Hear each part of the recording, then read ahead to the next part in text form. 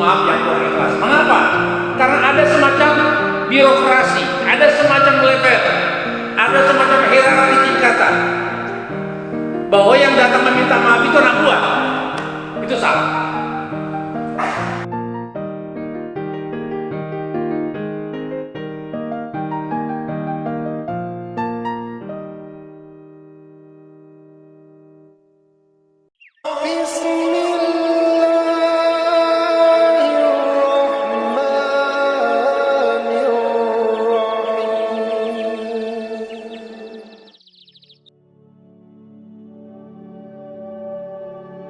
Alhamdulillahirabbil alamin wal aqibatu lil muttaqin wala udwana illa 'alal zalimin. Asyhadu an la ilaha illallah wahdahu la syarika lah wa asyhadu anna sayyidana Muhammadan abduhu wa rasuluh. Allahumma shalli wa sallim ala hadzal nabiyil karim sayyidina wa maulana Muhammadin wa ala alihi wa sahbihi. Ibu-ibu dan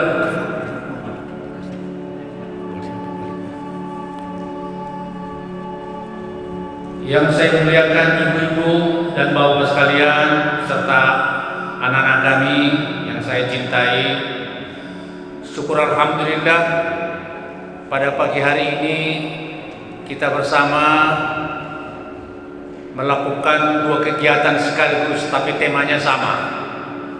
Kegiatan pertama adalah pengajian dalam rangka untuk membangun tausiah, dan yang kedua adalah dalam rangka halal bihalal.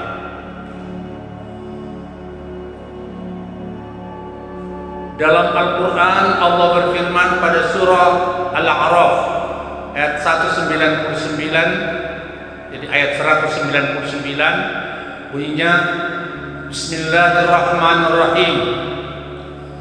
Khuzil afwa wa'mur bil 'urfi wa a'rid 'anil jahilin. Inilah yang menjadi tema kita, tausiah dan sekaligus hal pada pagi hari ini.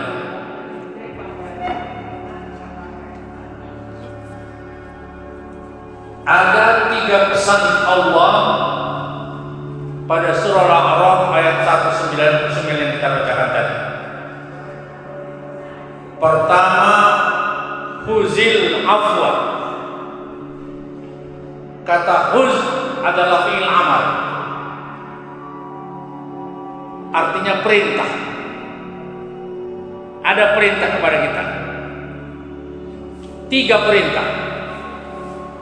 Pertama huz, yang kedua wa'mur, yang ketiga wa'arid. Khuz artinya adalah ambillah. Apa yang mau diambil? Yang diambil adalah al-afwa, kemaafan. Hal ini menjadi sebuah perintah kepada kita bahwa maaf itu harus diambil. Apa pengertian diambil? Diambil artinya adalah secara aktif kita datang, bukan menunggu, tapi harus mendatangi.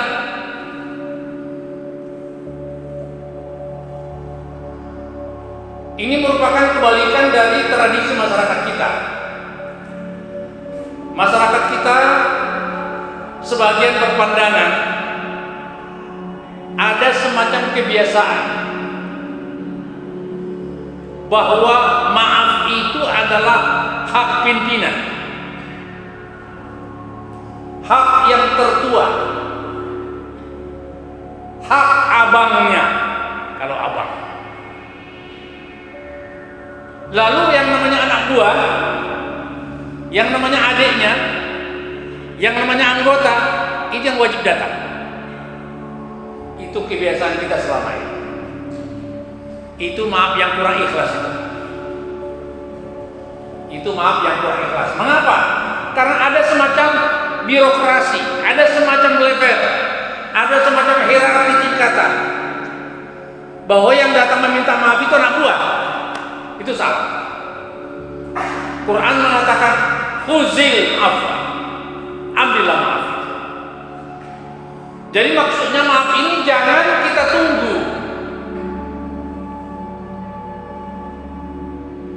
tapi harus kita ambil langsung. Seperti kita pada pagi hari ini bikin acara seperti ini kan namanya khuz, mengambil. Mengapa kita kata mengambil ini? Karena ini ada modalnya. Modal pertama, jalan dari rumah ke sini. Itu modal yang pertama. Padahal barangkali kita ini ibu-ibu terutama ada kegiatan di rumah ya Bu ya. Ada kegiatan belanja, ada kegiatan memasak, ada kegiatan namanya mengurus anak. Kalau bapak-bapak barangkali yang bekerja ini hari Minggu, ini kegiatannya adalah cari rekreasi, melancong ke sana kemari, tapi kita korbankan itu semua datang ke sini. Apa tujuannya? Tujuannya adalah mencari kemaafan. Mengapa kemaafan ini perlu? Ada ucapan yang Bapak Ibu sekalian, masyarakat kita ini ada salah kaprah. Apa itu? Mengucapkan halal bihalal. Terkadang diucapkannya halal bil halal. Jadi kalau halal itu namanya dalam bahasa Arab itu namanya isim nakirah. Artinya umum. Menghalalkan segala hal kesalahan kita kepada orang.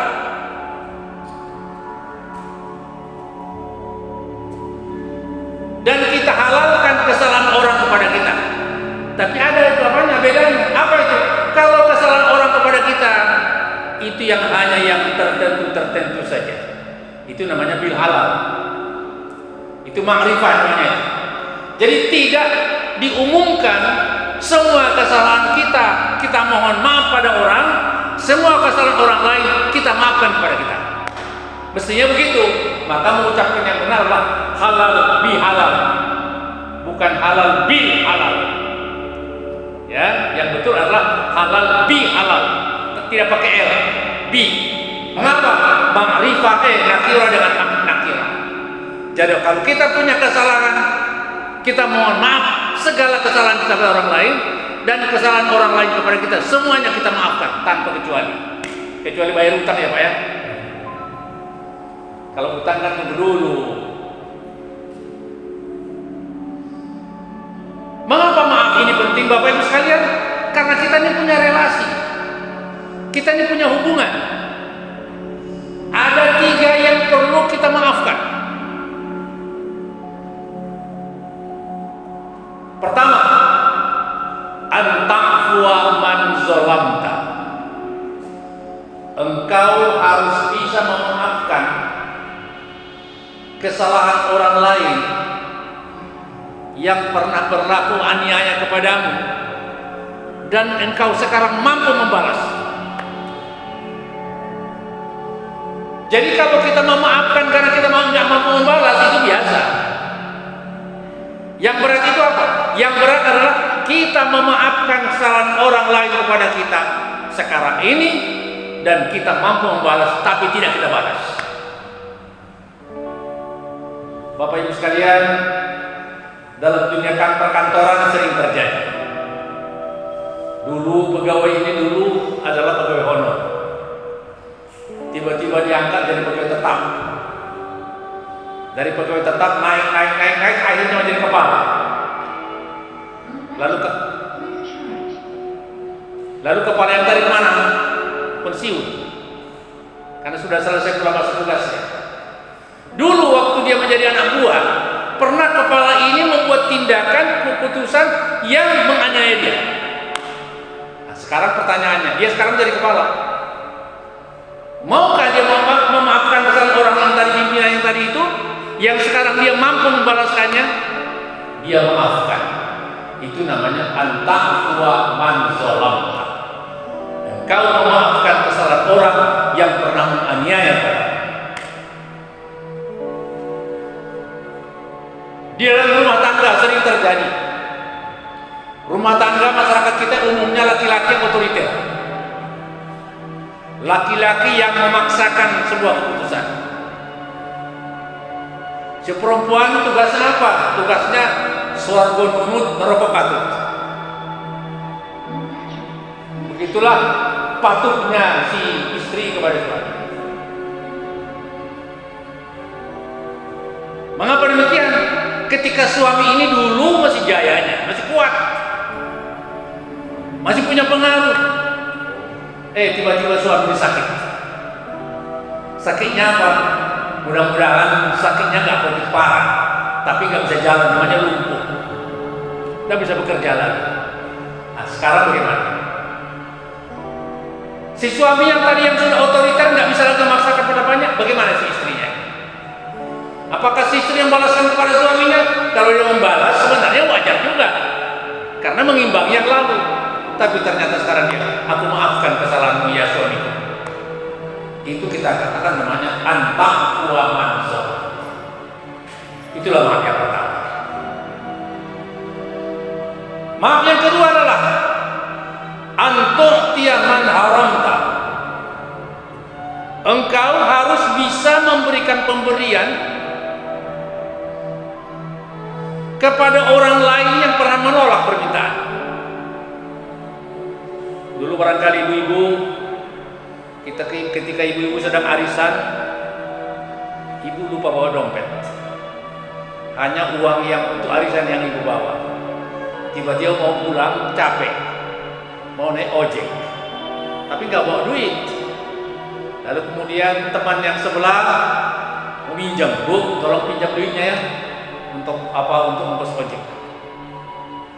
Lalu si ibu yang mengatakan, aduh minta maaf ya, saya nggak bawa duit, padahal dompetnya ada. Tiba-tiba situasi berbalik. Si ibu yang tadi yang punya dompet ini tiba-tiba juga tidak bawa dompet, dia juga mau naik ojek, tak ada duit. Sedangkan ibu yang tadi tolak permintaannya bawa dompet dan punya duit.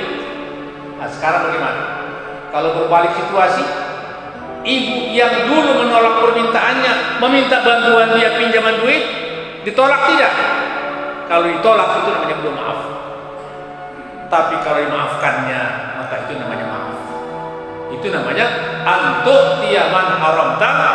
Engkau rela memberikan pemberian kepada orang lain yang pernah menolak permintaan. Itu maaf yang kedua.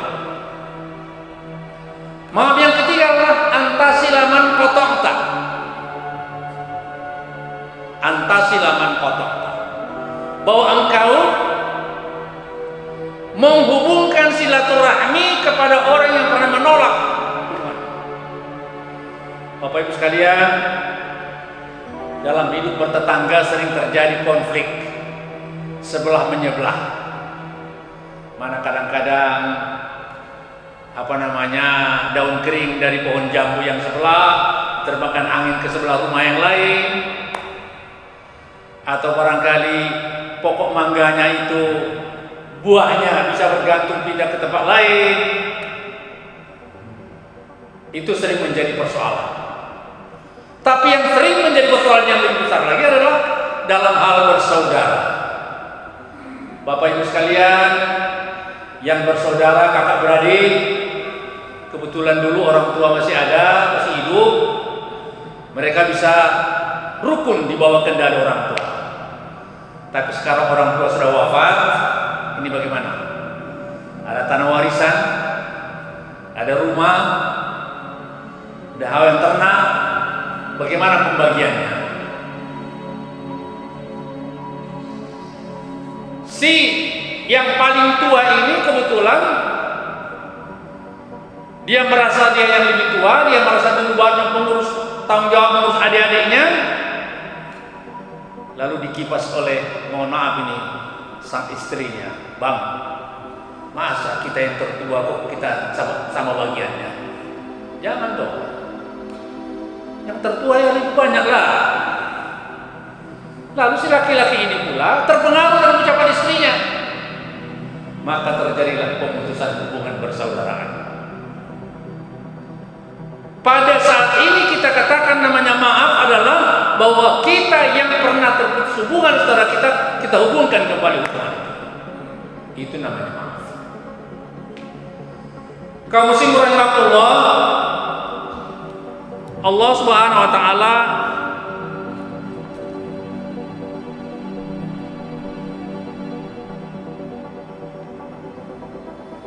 telah memerintahkan kepada kita bagaimana pentingnya maaf ini. Karena maaf ini buat sekalian, ini adalah obat. Ada namanya dalam dunia kesehatan namanya psikosomatis. Psikosomatis adalah penyakit yang itu masuk menjadi penyakit fisik, misalnya tangannya lemah, pemandangannya rabun, kaki mulai tidak berdaya. Sebenarnya penyakit ini munculnya dari mana? Dari hati. Itu namanya psikosomatis. Apa sebabnya?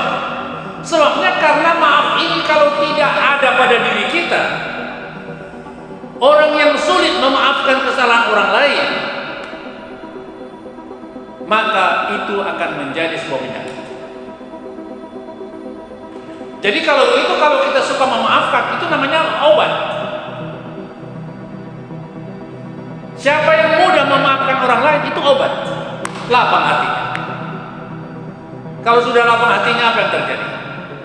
Yang terjadi adalah jauh segala penyakit.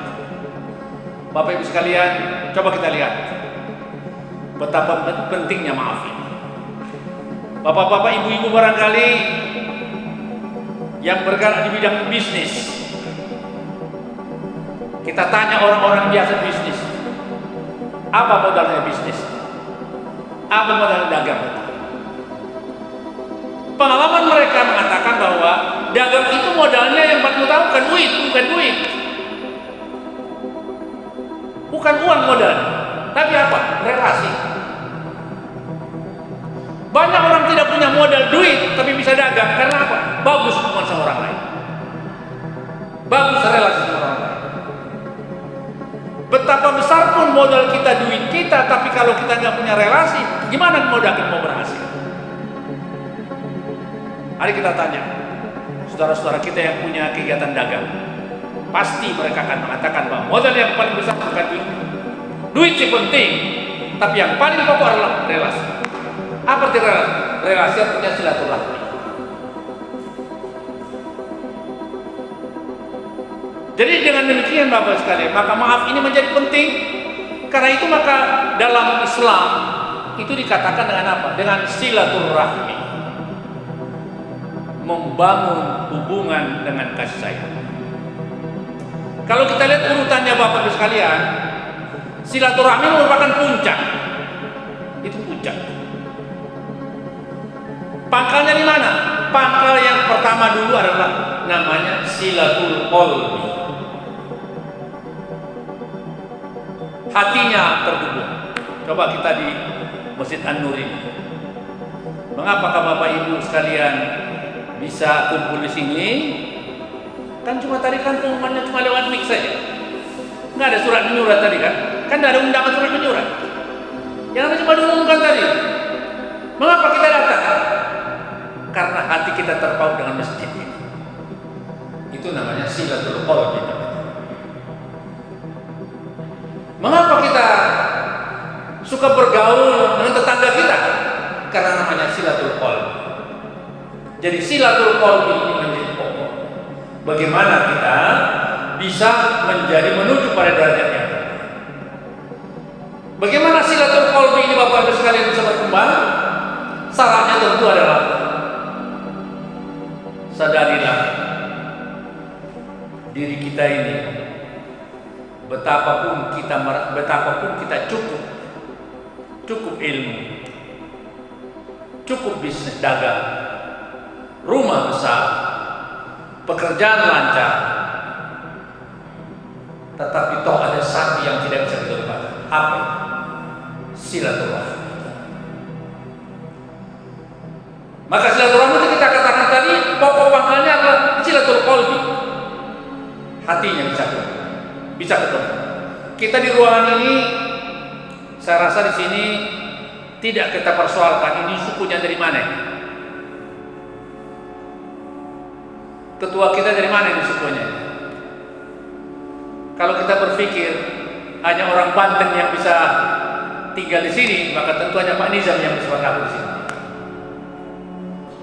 Tapi kita tidak di sini. Kita ini semua sama di sini statusnya. Karena apa? Kita ini Abdullah.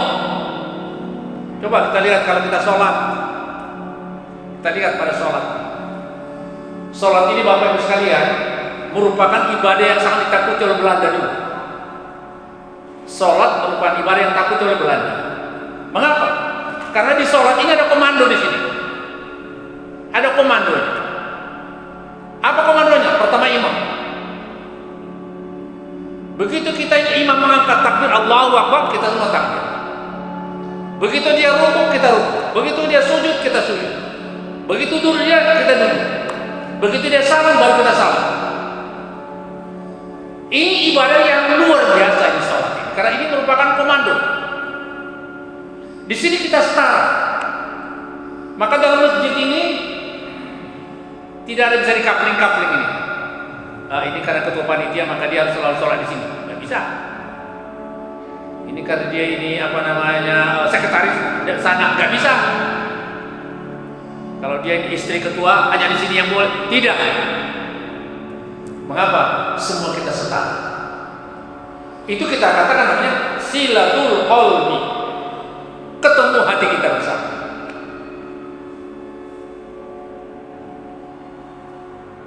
Dengan silatul qalbi ini buat sekalian kemudian meningkat. Kalau ini sudah kita miliki maka kita meningkat pada tingkat yang kedua, namanya silatul fikri. Bersambung pikiran kita. Bersambung cara pandang kita. Ini masjid kita kasih namanya An-Nur ya. Apa arti An-Nur? Cahaya kan? Masjid An-Nur, tak masjid cahaya. Apa artinya cahaya? Bahwa kita dengan masjid cahaya ini semua berkeyakinan bahwa di sini kita datang hanya semata-mata untuk beribadah. Kita nyatakan dalam doa kita, inna sholati wa nusuki wa mahyaya wa mamati lillahi rabbil alamin. Sesungguhnya salatku, ibadahku, hidupku, matiku semata-mata karena Allah SWT. Jadi ini namanya silatul fikri. Tadi Pak Nizam tadi bicara, tolong kasih masukan, jangan cuma diomelin, katanya beliau tadi saya dengar ya. Artinya apa? Artinya mari kita sambung pikiran kita. Ini masjid kita bersama. Ini masjid kalau sudah begini ini berarti ini masjid bersama. Ini milik Allah. Di sini tidak ada lagi yang lebih dari yang lain, tidak ada. Semua kita sama di sini. Karena ini sama semua, maka ini adalah menjadi tanggung jawab kita bersama. Itu namanya silatul fikri.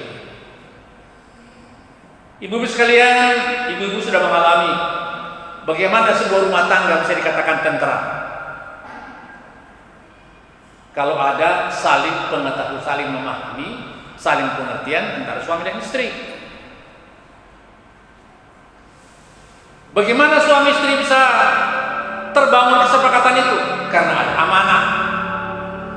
Kita sadar ada titipan Allah kepada kita. Bagaimana rumah tangga bisa menjadi konflik? Kalau terjadi curiga-mencurigai. Tapi kita rumah tangga kita menjadi konkret, menjadi kuat karena apa? Ada silatul fikri. Ada sambung di antara kita bersama. Ada pemahaman di antara kita bersama. Coba kalau ada rumah yang terjadi perang dingin antara suami dan istri, saling curiga antara suami dan istri. Si suami yang menyetor uang pada istrinya tidak yakin bahwa uang itu sepenuhnya untuk kepentingan rumah tangga kita. Ini pasti diselipkannya. Sama dengan ibu-ibu, tidak yakin bahwa suaminya hanya punya satu tabungan. Ada tabungan yang lain ini disimpan-simpan ini. Ini tabungan cadangan ya, rahasia dia. Tidak gitu. Kalau masih ada seperti itu namanya tidak silatul fikri. Kalau sudah silatul qalbi meningkat menjadi silatul fikri, nah maka ujungnya adalah silaturahmi. Silaturahmi artinya apa? Bersambung kasih sayang. Kalau sudah bersambung kasih sayang artinya apa? Artinya adalah bahwa masing-masing di antara umat Islam ini menjadi sebuah keluarga besar. Bapak Ibu sekalian, karena itulah maka dalam Islam, coba kita lihat, kalau kita sholat, kita tutup dengan ucapan apa Ibu? Dengan salam, kan? Assalamualaikum warahmatullahi wabarakatuh. Coba kita lihat, kepada siapa kita ucapkan salam itu? Kita ucapkan salam itu kepada kita sesama yang sholat, kepada apa lagi? Kepada seluruh ciptaan Allah Subhanahu wa Ta'ala. Padahal tadi malam nyamuk itu baru menggigit kita ini. Nyamuk baru menggigit kita tadi malam. Tiba-tiba waktu kita sholat ada lagi nyamuknya itu. Lalu kita ucapkan assalamualaikum nyamuk. Berarti apa? Berarti Islam itu sangat luas cakupannya. Tidak hanya Muslim tapi juga non Muslim. Tidak hanya itu, makhluk hewan semua kena sebagai salam kita yang mengucapkan salam. Karena itu maka dalam Islam, Bapak sekalian, persaudaraan ada 3 macam. Saudara seagama itu namanya apa? Ukhuwah Islamiyah. Kalau sudah ukhuwah Islamiyah bagaimana? Oh, beda organisasi, nggak apa-apa. Organisasi kan cuma alat. Yang satu baik kunut, yang satu tidak. Sholat subuh, bagaimana? Nggak apa-apa. Kunut itu adalah sunat. Kalau sholat sholat id tidak. Ada yang pakai tangannya begini, sah apa tidak? Sah. Ada yang tangannya begini, sah apa tidak? Sah. Ada yang tangannya begini. Kalau orang tasawuf biasanya orang tarekat di sini. Sah apa tidak? Sah. Coba bayangkan betapa luasnya Islam, betapa tolerannya Islam. Jadi karena itu kalau sekalian maka kita bukan tidak boleh berorganisasi, bukan, boleh berorganisasi. Tapi jangan lupa dalam Islam itu ada hal yang mutlak benar, yang tidak boleh terjadi perbedaan, tapi ada yang tidak mutlak benar. Kalau yang mutlak benar itu rukun Islam, jelas. Rukun iman, sudah jelas. Kalau yang tidak mutlak benar apa? Tadi seperti itu. Ini kalau kita wudu, bagaimana? Sapu muka berapa kali? 3. Kalau 5 boleh? Kalau 7 boleh? Kalau 11 boleh? Boleh. Yang tidak boleh lewat 11. Mengapa? Karena kalau sudah lewat 11 itu ibu sekalian, itu namanya tasaddud. Tasaddud. Jadi air itu 11 ke sini, 11 ke kepala, 11 ke tangan, 11 kaki. Lewat itu namanya kita katakan makruh dan bisa dekat ke haram. Mengapa dekat ke haram? Karena akan terlambat melaksanakan sholat. Apalagi membuat orangnya menjadi ragu-ragu terus. Ini tadi. Karena begitulah Islam itu mengajarkan kepada kita bagaimana yang namanya rasa bersaudara, silaturahmi.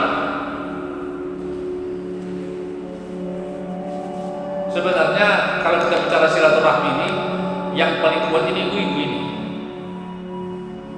Ya, yang paling kuat ibu-ibu. Kami yang bapak-bapak ini agak kurang ya. Di sini kelebihan ibu-ibu silaturahmi. Mohon maaf kalau kita bicara rahim, kan ada para ibu-ibu. Bapak-bapak nggak ada rahimnya. Bayangkan ibu-ibu ini membawa bayi itu 9 bulan 10 hari. Bahkan Quran mengatakan apa? Bahwa sainal insani walidi hamalat ummuhu ala wa fisalu fi amain. Bahkan nanti pisahnya ibu dari anaknya berapa tahun? 2 tahun sampai selesai menyusui. Artinya rasa kasih sayang itu ada paling kuat pada ibu daripada bapak. Karena itu maka bapak-bapak ini emosinya kuat. Karena itu maka ibu-ibu harus marah juga. Ya, emosi pada bapak ini kuat. Sementara pada ibu ini rasanya kuat.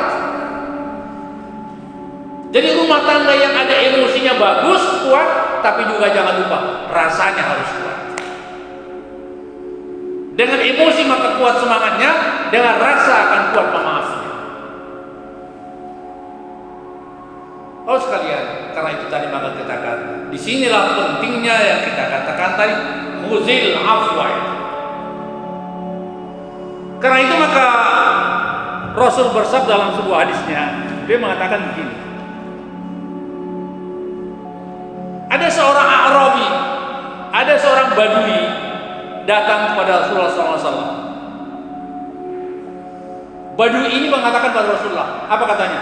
Akhbirni bima yuqarribuni minal jannah wa yub'id 'anil nar. Ya Rasulullah, beritahukan kepadaku apa yang bisa mendekatkanku ke surga dan menjauhkan aku dari neraka.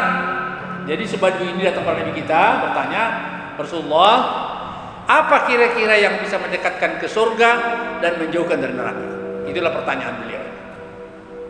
Apa kata Rasul? Qala an ta'budallah wa la tushriku syai'an wa tuqimas shalah wa tu'ti zakat wa tasil rahim. Rasul menjawab, yang bisa mendekatkan ke surga dan menjauhkan ke neraka adalah sebagai berikut. 1, sembah Allah. Jangan sekali-kali sekutukan Allah. Asyhadu an la ilaha illallah. Itu apa itu? Itu ucapan pernyataan syahadat, kesaksian kita. Yang kedua apa? Yang kedua, wa tuqimus shalah. Engkau menegakkan salat. Kita sudah salat. Jadi yang pertama sudah kita miliki syahadat, yang kedua kita salat. Nah, yang ketiga syaratnya apa? Yang ketiga, wa tu'ti zakat. Engkau menunaikan zakat. Sudah zakat Bu kemarin Bu? Waktu kita mau apa? Idul Fitri salat zakat. Zakat apa Bu yang sudah ada Bu? Zakat fitriyah. Zakat malnya bagaimana Bu? Gelangnya Bu, bagaimana Bu? Gelangnya dizakatin enggak? Hah? Itu rumah kontrakannya Bu dizakatin tidak?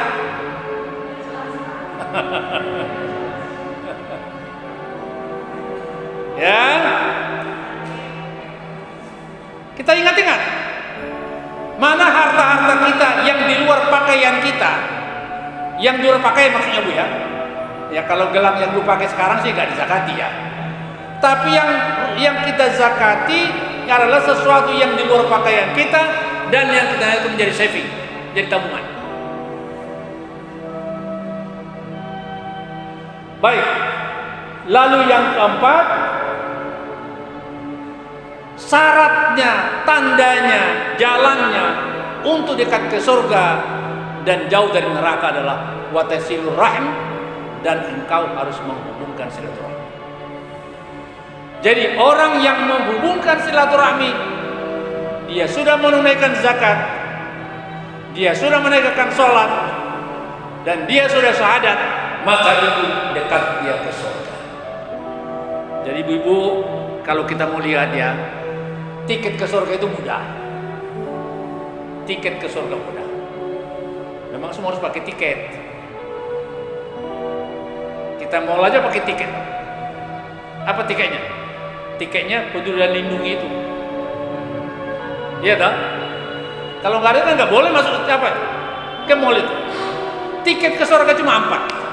Syahadat, salat, zakat, dan silaturahmi. Jadi karena itu maka sebaliknya juga, Kalau silaturahmi tidak ada, zakat tidak ada, salat tidak ada, syahadat tidak ada, tapi dia mengaku muslim, tidak akan ke surga. Jadi tiket 4 ini harus kita miliki masing-masing. Baik. Sekarang selesai kita bicara mengenai soal uzil afwa. Sekarang masuk yang kedua. Ayat apa, bagian potongan yang kedua? Apa itu? Wa'mur bil urfi. Artinya apa? Perintahkan orang yang di bawah wewenangmu, yang di bawah kekuasaanmu untuk berbuat baik. Bapak punya anak buah? Punya anak buah. Punya pegawai? Punya pegawai. Perintahkan dia sholat. Perintahkan berbuat baik. Perintahkan jujur. Itu namanya wa'mur bil urfi. Ibu-ibu di rumah punya pembantu, Bu? Punya? Kalau ibu punya pembantu, perintahkan dia sholat. Ajarkan yang baik-baik. Itu namanya wa'mur bil urfi. Mengapa perintah ini penting? Karena kita ini kalau punya kemampuan, punya wewenang, punya otoritas, maka tentu dia tergantung pada kita. Kalau anak buah kita perintahkan, tentu maka ini menjadi baik. Bapak Ibu sekalian, tentunya merintah ini kan tidak mentang-mentang kasar, bukan dengan kasar. Banyak orang tua yang gagal mendidik anak karena apa? Karena terlalu kasar.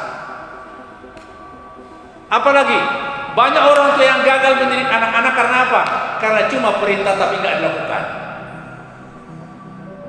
Kalau begitu maka amar ma'ruf ini artinya adalah selain kita ucapkan, jangan lupa tunjukkan contohnya. Orang Arab mengatakan lisanul hal absahu min lisanil maqal. Bahasa dengan tindakan, dengan contoh, dengan teladan jauh lebih penting daripada bahasa dengan lidah. Karena itu maka banyak keluarga yang gagal di anak-anak karena apa? Karena cuma perintah yang ada, nggak ada perlakuan. Anak-anak, sholat ya, sholat subuh, tepat waktu, jam berapa tuh? Jam 5:04. Tapi bapaknya tidur terus, tarik selimut lagi dia. Disuruh, diajak sholat, apa katanya? Nantilah sepanjang waktu. Ini tidak mendidik. Harus lakukan dulu, ucapkan dan lakukan, baru kita namanya bisa memberikan contoh. Itu namanya wa'mur bil urfi. Apa arti uruf itu? Arti uruf itu apa? Segala sesuatu yang kita pandang baik. Contoh misalnya begini. Pada zaman Rasul kan gak ada mobil kan? Sekarang kan ada mobil, ada motor. Kita di Indonesia ini kalau jalan sebelah kiri apa kanan? Bawa motor sebelah kiri apa kanan? Kiri kan? Kiri. Kalau di Malaysia rasanya udah kanan dia. Kita di sini kiri. Nah itu maka di sini banyaknya mobil itu yang sebelah kanan. Tiba-tiba ada anak yang dia sebelah kanan. Gimana? Ini anak buah kita, pesuruh kita larang. Itu namanya wa'mur bil urfi. Padahal tidak ada perintah dalam Al-Quran dan hadis yang menyangkut soal jalan sebelah kanan, tidak ada itu jalan sebelah kiri. Tapi itu merupakan uruf namanya. Uruf itu adalah sesuatu tradisi yang membawa kebaikan kepada masyarakat.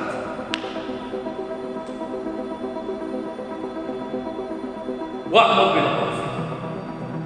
Uruf ini Bapak Tuhan sangat kaya kita ini. Sangat kaya. Ya. Misalnya kita di masjid ini. Dalam masjid ini misalnya contoh, kita bikin muzakarah, itu uruf. Kita hiasi, kita bikin perayaan-perayaan di sini, pengajian, ini uruf. Jadi uruf ini artinya sesuatu segala macam kebaikan yang kita pandang baik sekalipun tidak ada di dalam Al-Quran dan hadis. Pokoknya kebaikan itu uruf. Itu namanya wa'mur bil uruf. Yang ketiga daripada pesan perintah di surah Al-A'raf 199 tadi adalah wa'rid 'anil jahilin, dan berpalinglah dari orang jahil. Ibu dan bapak sekalian, kata jahil ini sering kita artikan bodoh. Betul nggak bodoh? Betul, memang bodoh. Tapi bodoh ini bertingkat-tingkat bapak ibu sekalian. Ada bodoh namanya rajulun la yadri wa yadri annahu la yadri wa yata'allam.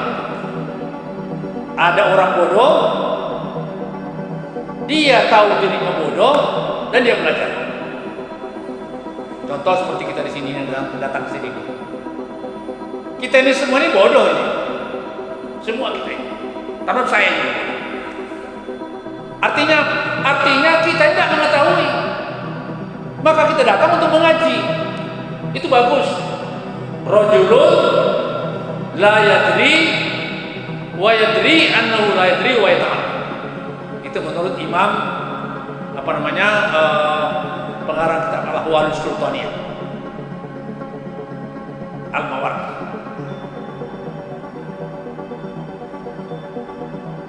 Dengan kita belajar, maka tentunya kita punya kesempatan untuk naik derajat kita. Jadi kalaupun sekarang ini kita korbankan urusan di rumah sementara karena pengajian seperti ini merupakan kebaikan, melaksanakan perintah tadi wa'rid 'anil jahil. Yang kedua, bodoh yang kedua adalah rajulun. Ini dikatakan rajulun maksudnya juga perempuan termasuk ini, bukan cuma laki-laki aja. Cuma menyingkat kata-katanya disebutnya rajulun. Dari kata rajul termasuk laki-laki. Rajulun la yadri wa yadri annahu la yadri wa la yata'allam. Ada kata la yata'allam di situ. Apa itu? Seorang laki-laki atau perempuan, dia tidak punya ilmu, dia tidak punya pengetahuan, dia bodoh.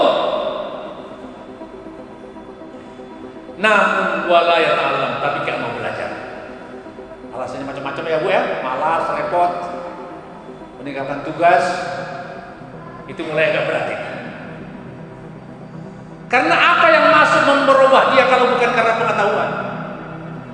Ini kita ini mengadakan pengajian di sini karena apa? Sedikit banyak yang kita dengarkan dari ustadz-ustadz kita itu mempengaruhi kita dan kita bawa ke rumah. Mungkin perubahannya tidak langsung banyak, tapi kan bertahap. Yang ketiga, rajulun la yadri wa la yadri annahu la yadri bal ghairuhu jahilun. Ada yang ketiga, laki-laki atau perempuan tidak mengetahui ilmu, tidak punya ilmu, namun dia tidak sadar dia tidak punya ilmu. Ya, bahkan dia tidak sadar punya ilmu. Lalu apa lagi? Bal ghairuhu jahilun, bahkan katanya orang lainnya bodoh semua. Ini parah yang seperti ini. Kalau sudah masuk seperti ini, maka dalam dalam tradisi ilmu akhlak dikatakan namanya apa? Jahil murakkab namanya. Ini jahil paripurna ini dah. Jahil lengkap. Sudah dia bodoh, dia malah membodohi orang lain lagi. Karena apa? Karena sudah merasa cukup ilmunya. Jadi, Bapak sekalian, dengan penjelasan yang seperti itu, maka marilah kita ingat tugas kita adalah pertama, permudah memaafkan orang lain supaya kamu terhindar daripada penyakit, supaya hatimu menjadi lapang, supaya kita ini menjadi tentram dalam hidup kita ini. Karena kalau kita ini selalu dibayang-bayang ketakutan, maka terkadang yang terjadi soal cicak yang jatuh, tapi kita anggap maling datang. Yang kedua adalah kita harus jangan bosan-bosan untuk mengajak kepada kebaikan. Yang ketiga adalah banyaklah belajar dan berpalinglah dari sikap orang yang bodoh. Mudah-mudahan dengan 3 sikap ini, hidup kita akan selamat, hidup kita akan semakin baik, dan keluarga kita juga menjadi semakin baik. Demikian barangkali sebagai pengantar. Silakan bapak-bapak, mungkin ada yang mau ditanyakan. Ya, wassalamualaikum warahmatullahi wabarakatuh.